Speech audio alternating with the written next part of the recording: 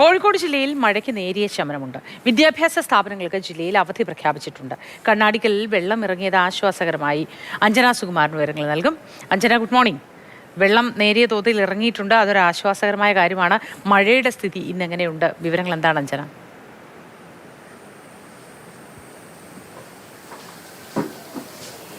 മുത്തി, മഴ അല്പം മാറി നിൽക്കുകയാണ്. ഇന്നലെ രാത്രിയൊന്നും ശക്തമായ മഴ എവിടെയും ഉണ്ടായിരുന്നില്ല. മലയോര മേഖലകളിലായാലും നഗരപ്രദേശങ്ങളിലായാലും ഒറ്റപ്പെട്ട മഴ മാത്രമായിരുന്നു രാത്രിയിൽ ഉണ്ടായിരുന്നത്. അത്രത്തോളം ആശങ്കപ്പെടേണ്ട ഒരു സാഹചര്യം നിലവിൽ ജില്ലയെ സംബന്ധിച്ച് ഇല്ല. ഈ വെള്ളം കയറിയ മേഖലകളിൽ നിന്നൊക്കെ ഇതിനോടകം തന്നെ വെള്ളം ഇറങ്ങിപ്പോയിട്ടുണ്ട്. കണ്ണാടിക്കൽ, കക്കോടി, മാവൂർ, പെരുവയൽ മേഖലകളിലൊക്കെ വലിയ വെള്ളക്കെട്ട് ഉണ്ടായിരുന്നതാണ്. ഞാനിപ്പോൾ ഉള്ളത് കണ്ണാടിക്കലാണ്. ഇവിടെ പല വീടുകളിലേക്കും വെള്ളം കയറിയിരുന്നു. ഒരുപാട് ആളുകൾ ഇവിടെ നിന്നും ക്യാമ്പിലേക്ക് മാറിപ്പോവുകയും ചെയ്തിരുന്നു. അതിൽ ചില ആളുകൾ വെള്ളം ഒഴിഞ്ഞതോടുകൂടെ തന്നെ ഇപ്പോൾ വീടുകളിലേക്ക് തിരിച്ചെത്തിയിട്ടുണ്ട്. പലരുടെയും വീടിനുള്ളിലേക്ക് പോലും വെള്ളം കയറിയിരുന്നു. ഞാനിപ്പോൾ ഒരു വീട്ടിലാണുള്ളത്. ആ ചേട്ടൻ ഇപ്പോൾ ഇന്ന് രാവിലെ ക്യാമ്പിൽ നിന്നും വന്നതാണ്. വീടിനുള്ളിൽ നിറയെ വെള്ളം നിന്നതോടുകൂടി തന്നെ വലിയ ചെളി ഉണ്ടായിരുന്നു. അപ്പോൾ അദ്ദേഹം അത് വൃത്തിയാക്കുന്നൊക്കെ തിരക്കിലാണ്. ചേട്ടാ, ക്യാമ്പിലായിരുന്നല്ലേ? അപ്പൊ ഇന്നലെ രാത്രിയോടെ കൂടെയാണോ വെള്ളം പൂർണ്ണമായിട്ട് ഇറങ്ങി? വൈകുന്നേരം ഇറങ്ങാൻ തുടങ്ങി. ഇന്ന് നേരം വിളിക്കുമ്പോഴത്തേക്ക് നിലത്ത് സറയം വിട്ടു കണ്ടില്ലേ. അപ്പൊ രാവിലെ ക്യാമ്പിൽ നിന്ന് തിരിച്ചു വന്നു ക്ലീൻ ആക്കാൻ വേണ്ടി വന്നാണ്. വലിയ ചെളിയൊക്കെ ഉണ്ടായിരുന്നോ? ചളി എന്ന് പറഞ്ഞാൽ ഈ കഴിഞ്ഞ് 5 മണിക്ക് വന്ന 5:30 വന്നാണ് ഇങ്ങോട്ട് പോന്നാണ്. വീട്ടിൽ ആരൊക്കെ ഉണ്ടായിരുന്നേ? വീട്ടിൽ ഭാര്യയും ഭർത്താവും 2 മക്കളും. അവര് ക്യാമ്പിൽ നിന്ന് വേറെ വീട്ടിലേക്ക് പോയി. ക്യാമ്പൊന്നും പോകുന്നില്ല, ഒരു ക്ലീൻ ആക്കാൻ വേണ്ടിട്ട് സാധനമൊക്കെ വാങ്ങാൻ വേണ്ടി പോയതാണ്. ചേട്ടൻ വൃത്തിയാക്കി കഴിഞ്ഞാൽ അവർ ഉടനെ ഇങ്ങോട്ട് വരും. ബ്ലീച്ചിങ് പൗഡർ ഉൾപ്പെടെ ഇടേണ്ടി വരും. വേണ്ടി വരും. ഇതിങ്ങനെ ഒരു പെനിപ്പതാണല്ലോ, എല്ലാ വെള്ളം ചെളി വെള്ളം ഇങ്ങനെ വന്ന് കിടക്കല്ലേ. അകത്ത് സാധനങ്ങളിലൊക്കെ നനഞ്ഞിരുന്നോ? സാധനങ്ങൾ കുറച്ച് അങ്ങോട്ട് പരമാവധി ഞങ്ങൾ എടുത്തേക്കാൻ പറ്റിയൊക്കെ എടുത്ത് ചെയ്യുന്നത്. പക്ഷെ എന്നാലും കുറച്ചൊക്കെ നഷ്ടമുണ്ടാവും. പിന്നെ നോക്കി കാര്യം, പിന്നെ മതിലുകളൊക്കെ വീടുപോയി. അതാ അവിടെ 2 ഭാഗത്തും കെട്ടൊക്കെ.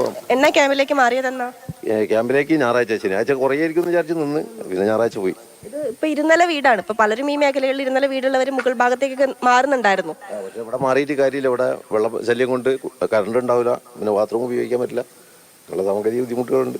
ഉള്ളിലേക്ക് ഉൾപ്പെടെ വെള്ളം കയറിയാൽ ഭക്ഷണം പാകം ചെയ്യാൻ ഒരു വകുപ്പ് ഉണ്ടാവില്ല. അടുപ്പിൽ വരെ വെള്ളമാണ്.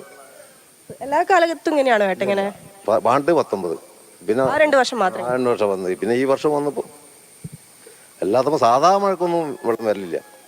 ഈ ഭാഗത്ത് എല്ലാ വീടുകളും ഇങ്ങനെ തന്നെയാണല്ലേ? എല്ലാ വീടും. പിന്നെ താഴ്ന്ന പ്രദേശങ്ങളിൽ കയറും. പക്ഷെ ഞങ്ങളതൊക്കെ ലേശം ഉയർന്ന മേഖലയിലേക്ക് കണ്ട് 2 വീടിൻ്റെതായ കൊണ്ട് കയറില്ല. കണ്ണാടിക്കൽ ജംഗ്ഷൻ മുതലേ ഈ ഭാഗം വരെ മാത്രമാണ് വെള്ളം പൂർണ്ണമായി പോയിട്ടുള്ളൂ. കൊടി പാലം വരെ. ഇവിടുന്ന് അങ്ങോട്ട് വെള്ളം എപ്പോഴും ഉണ്ട്. ഇവിടുന്ന് അങ്ങോട്ട് റോഡ് പാലം വരെ വെള്ളമുണ്ട്. ക്യാമ്പിൽ ഈ മേഖലയിലുള്ള ഒരുപാട് ആളുകൾ ഉണ്ടായിരുന്നോ? ഇവിടെ 10-200 കുടുംബങ്ങൾ അവിടെ ഉണ്ട്. പലരും ഇതുപോലെ ഇപ്പം വെള്ളം ഇറങ്ങിയതോടെ വീടുകളിലേക്ക് വെള്ളം ഇറങ്ങി കഴിഞ്ഞിരിക്കണം. ഇവിടെ പൈപ്പിൽ വെള്ളം ഉണ്ടാവില്ല, അത് ക്ലീൻ ആക്കാൻ സൗകര്യം കുറവുണ്ടാവും. കറണ്ട് ഉണ്ടോ വീട്ടില്? കറണ്ട് ഇല്ല.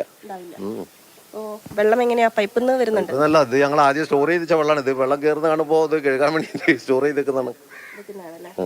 പൂർണ്ണമായിട്ട് ഏതാണ്ടൊക്കെ ക്ലീൻ ആക്കി കഴിഞ്ഞിരിക്കുന്നത്. ഇനി പിന്നെ ഉണങ്ങണം. അകത്തൊക്കെയോ? അതൊക്കെ ക്ലീൻ ആക്കി കഴിഞ്ഞു. അധികം ഓവർ ചെളിയില്ല, എന്നാലൊരു മീഡിയം.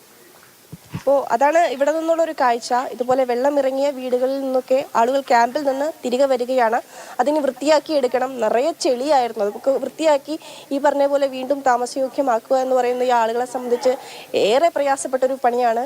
കാരണം മൊത്തം ചെളിയായിരുന്നു ഈ ഭാഗത്തൊക്കെ. അപ്പോൾ നമ്മൾ വരുമ്പോൾ കണ്ടതാണ്. അപ്പോൾ ഇതിനോടൊക്കെ തന്നെ അദ്ദേഹം ഇവിടെ ഇങ്ങനെ വൃത്തിയാക്കിക്കൊണ്ടിരിക്കുകയാണ്.